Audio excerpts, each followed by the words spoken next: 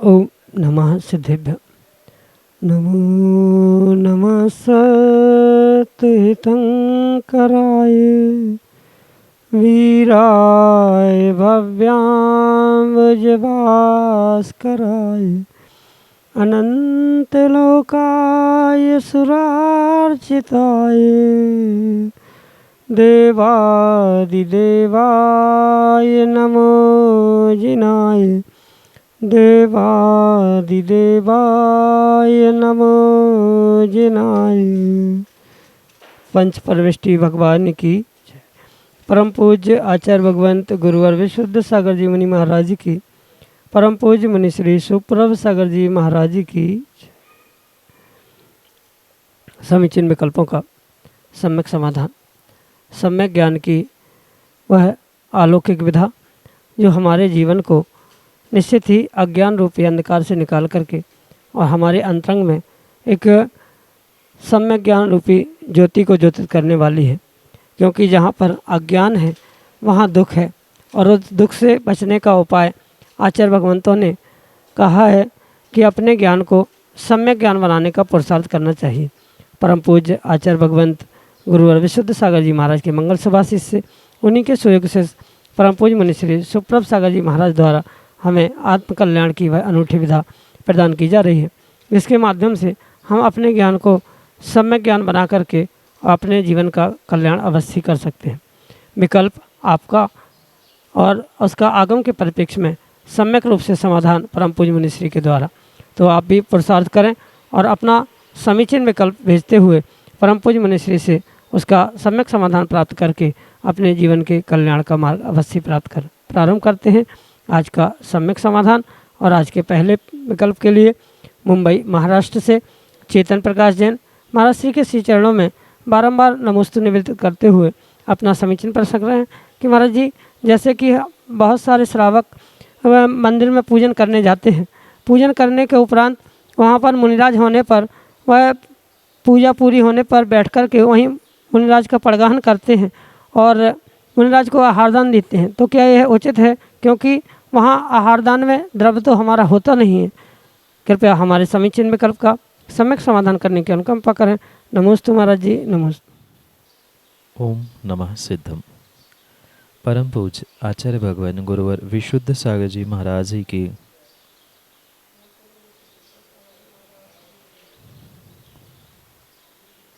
श्रावक के कर्तव्यों में से दान और पूजा, इसमें से श्रावक का कर्तव्य जो मुनिराजों को पड़गान करके आहार देना है, ये वास्तविकता में तभी फलीभूत होता है जब श्रावक अपने स्वयं के द्रव्य का उपयोग करते हुए मुनिराजों को दान देता है। क्योंकि दान का मतलब कभी किसी दूसरे व्यक्ति से उधार लेकर या किसी दूसरे श्रावक की सामग्री को मुनिराज के अंजलि में रखने से उनका दान रूपी कर्तव्य पूर्ण नहीं होता। इसलिए ये स्पष्ट समझना होगा कि पूजन आवश्यक के उपरांत जब मुनिराजों के लिए दान देने का समय प्राप्त होता है, ऐसे समय में स्वयं के द्रव्य की व्यवस्था पड़गान के उपरांत मुनिराजों को दान देने के निमित्त से करना श्रावकों का कार्य है। और माना कि कभी कभार ऐसा भी हो सकता है कि आप श्रावक पूजा कर रहे हैं और पूजा करते करते अचानक से आपको समाचार प्राप्त होता है कि मुनिराज नगर में है या मंदिर में आए हैं, वहाँ पड़गान हो रहा है। तो ऐसे समय में अपनी वस्त्र शुद्धि, मन वचन काय की शुद्धि के साथ नवदा भक्ति श्रावक अवश्य ही कर सकता है। नवदा भक्ति करने के लिए किसी भी प्रकार से कोई भी निषेध नहीं है। ये सत्य है कि अपने स्वयं के द्रव्य के दिए गए दान से ही श्रावक पुण्य प्राप्त करता है, अन्य किसी प्रकार से नहीं करता। पर ये भी वहाँ ध्यान रखने योग्य बात है कि दान देना और पड़घान करना, इसमें अंतर है। नवदा भक्ति में एक पड़घान जो भक्ति लिखी है, ऐसी पड़घान से युक्त जो नवदा भक्ति के साथ अगर मुनिराज को कहीं से, मतलब मंदिर से किसी अन्यत्र श्रावक के घर में या अन्य किसी के निवास स्थान पर या अन्य किसी चौके में विराजमान किया जा रहा है या उन्हें वहाँ ले जाया जा रहा है, तो उसमें किसी प्रकार से कोई भी दोष नहीं है, पाप नहीं है, क्योंकि भावों की विशुद्धि के साथ ये कार्य किया जा रहा है। वहाँ दान देने का अभिप्राय नहीं है। दान देने की द्रव्य नहीं होने पर भी नवदा भक्ति करना ये एक श्रावक का कार्य है और उसके कारण से वह नियम से सातिशय पुण्य भी वहाँ प्राप्त कर सकता है। इसलिए पड़गाहन करने में कोई भी दोष नहीं है, आहार कराने में भी दोष नहीं है, वहाँ कोई पाप नहीं लग रहा है। पर ये वास्तविकता वहाँ समझे कि स्वयं का द्रव्य नहीं होने के कारण से उसे स्वयं उस द्रव्य देने का या दान करने का पुण्य बिल्कुल नहीं मिलेगा, पर वैयावृत्ति का पुण्य उसे मिल सकता है, गुरु की सेवा करने का पुण्य मिल सकता है, पड़गाहन करने का, नवदा भक्ति करने का वहाँ अवश्य ही उसे पुण्य प्राप्त हो सकता है। इसलिए नवदा भक्ति करना, पड़घान करना, इसमें विराम लेने की आवश्यकता नहीं है। भले ही द्रव्य आपके पास प्राप्त हो अथवा नहीं हो, आप पड़घान कर ही सकते हैं, श्रावक नवदा भक्ति कर ही सकता है। और माना कि अन्य कोई द्रव्य सामग्री आप बना भी नहीं पा रहे हैं ऐसे समय पे, तो मंदिर में अगर कुआं है तो कुएं का ही जल प्रासुक करते हुए अगर मुनिराज की अंजलि में आपने चलाया है तो वो भी बहुत बड़ा आपका द्रव्य ही कहलाएगा, वो भी आपके लिए दान के ही श्रेणी में आने वाला होगा। इसलिए ये विकल्प करने की आवश्यकता नहीं है कि घर में कुछ सामग्री, कुछ द्रव्य, कुछ आहार बनाने से ही दान दिया जा सकता है। कुछ भी व्यवस्था नहीं बन पा रही है तो सबसे उत्कृष्ट व्यवस्था दान देने की, स्वयं का द्रव्य, स्वयं की सामग्री को आहार में चलाने की यही व्यवस्था हो सकती है कि कुएं से पानी खींचते हुए स्वयं प्रासुक करें और उसके माध्यम से मुनिराजों को आहार आदि देते हुए अपने पड़घान के साथ साथ सातिशय पुण्य दान देने का भी प्राप्त करें। यही आपके लिए सम्यक समाधि। संजीव नांदगांवकर, वासिम, महाराष्ट्र से महाराज श्री के चरणों में बारंबार नमोस्तु निवेदित करते हुए अपना प्रश्न कर रहे हैं कि महाराज जी, अगर कोई श्रावक किसी शारीरिक व्याधि से पीड़ित है तो भक्तामर का 45 नंबर का श्लोक कितनी बार बोलना चाहिए, या अन्य कोई धार्मिक क्रिया क्या करना चाहिए जिसके माध्यम से वह पीड़ा से मुक्त हो सके? हमारे समीचीन विकल्प का सम्यक समाधान करते हुए हमारा मार्गदर्शन करने की अनुकंपा करें। नमोस्तु महाराज जी, नमोस्तु। जो व्यक्ति शारीरिक व्याधि, शारीरिक पीड़ा आदि से दुखित है, उसे सबसे पहले तो ये समझने की आवश्यकता है कि ये पूर्व जन्म में जो असाता वेदनीय का या पूर्व दिनों में जो असाता वेदनीय का आश्रयबंध उस जीव ने किया है, वह मात्र वर्तमान में उदय में आ रहा है। क्योंकि शारीरिक, मानसिक आदि जितनी भी व्याधियाँ होती है, ये असाता वेदनीय कर्म के उदय से ही जीव प्राप्त करता है। और उस असाता वेदनी के उदय के समय में बहिरंग कितनी भी क्रिया जीव करता रहे, पर अगर उस असाता वेदनीय को वह साता वेदनी में परिवर्तित नहीं कर पा रहा है या उस असाता वेदनीय का उपशम नहीं कर पा रहा है, तो बहिरंग क्रिया कभी भी फलीभूत नहीं हो सकती। कहने का तात्पर्य, कहने का मतलब ये है कि जो ये 45 नंबर का काव्य हो या अन्य कोई धार्मिक क्रिया हो जिसके माध्यम से जीव अपने आप को व्यवस्थित करना चाहता है, व्याधि, पीड़ा, कष्ट से दूर होना चाहता है, उस समय पर ये अवश्य ध्यान रखे कि इन क्रियाओं के साथ उन क्रियाओं में धर्म के प्रति, सच्चे देवशास्त्र के प्रति व्यक्ति का कितना श्रद्धान है, व्यक्ति का कितना विश्वास है, इस पर मायने रखता है कि वह शारीरिक पीड़ा से असाता वेदनी से साता वेदनी की और शारीरिक पीड़ा से निर्मलता की ओर कैसे बढ़ सकता है। क्योंकि मात्र भक्तामर का 45वां काव्य पढ़ने से या किसी अन्य धार्मिक क्रिया, विधि विधान आदि करने से कोई जीव सातावेदनी को तुरंत प्राप्त करे ये आवश्यक नहीं है, पर सतत सतत सतत पुरुषार्थ करने से अवश्य ही जीव सातावेदनी को प्राप्त कर सकता है और सातावेदनी के निमित्त से उसकी पीड़ा, उसका कष्ट, उसके रोग आदि आदि सब कुछ ठीक होने की संभावना है। पर वहाँ ये आवश्यक है कि उसका पुण्य, उसका श्रद्धान, उसका परिणाम कैसे चल रहे हैं उस पर डिपेंड करता है कि उसकी शारीरिक पीड़ा व्याधि किस प्रकार से ठीक हो सकती है या नहीं हो सकती। रही बात भक्तांबर के 45वें काव्य की, तो जितना अधिक आप पढ़ेंगे उतना उसका विशेष फल मिलेगा। कहीं 108 मंत्र के साथ, मतलब 108 बार पढ़ते हुए उसकी माला भी लिखी है। कम से कम अगर पढ़ना है तो 27 बार तो कम से कम 45वां काव्य पढ़ना ही पड़ेगा, और उसके भी अधिक, मतलब एक माला से भी अधिक पुरुषार्थ किया जाएगा तो उसका विशेष फल प्राप्त होता है। ये भी आचार्यों के द्वारा संकेत प्राप्त होते हैं कि 45 नंबर के काव्य से मंत्रित करते हुए उस जल का क्षेपण या जल का सेवन वह पीड़ित व्यक्ति करता है तो उससे भी उसको आराम मिल सकता है।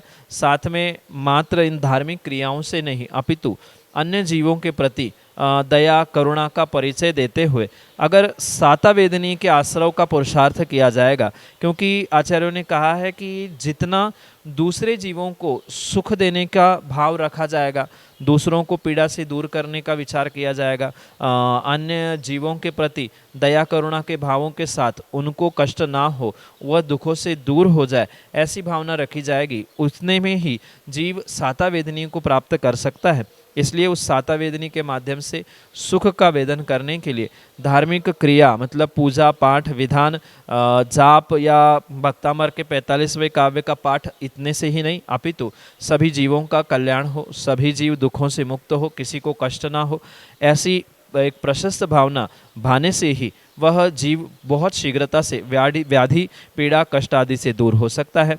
यही आपके लिए सम्यक समाधान। अंकुश जैन, सिलवासा, गुजरात से महाराज श्री के चरणों में बारंबार नमोस्तु निवेदित करते हुए अपना समीचीन प्रश्न रख रहे हैं कि महाराज जी, जहाँ पर देव दर्शन हमें नहीं हो पा रहे हैं तो वहाँ पर क्या हम जिनवाणी को रख करके और पूजन आदि क्रियाएं कर सकते हैं? हमारे समीचीन विकल्प का सम्यक समाधान करने की अनुकंपा करें। नमोस्तु महाराज जी, नमोस्तु।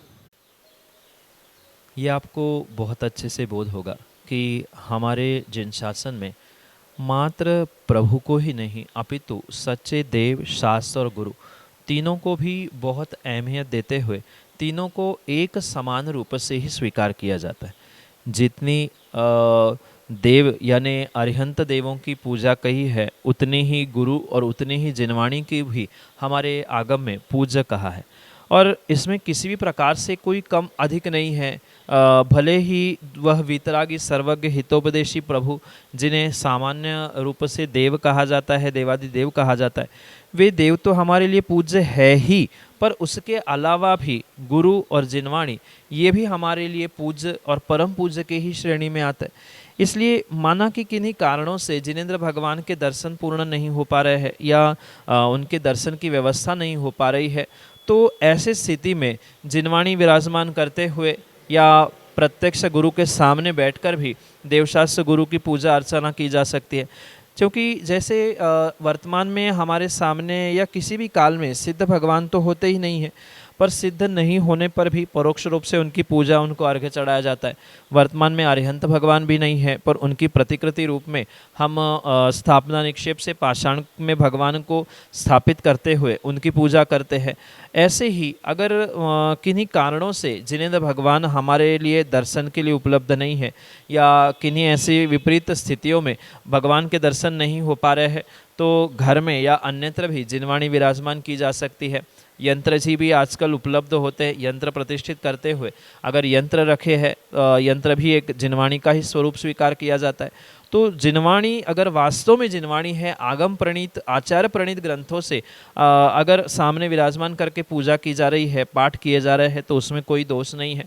पर ये ध्यान रखें, मात्र पूजन की जो लाल पुस्तक है उतनी ही मात्र जिनवाणी नहीं है, अपितु जो आचार्य प्रणीत मूल ग्रंथ है वही जिनवाणी का स्वरूप है, और उसको ही विराजमान करते हुए पूजा पाठ आदि करने का पुरुषार्थ करना होगा। उससे ही विशेष फल श्रावकों को आपको प्राप्त हो सकता है।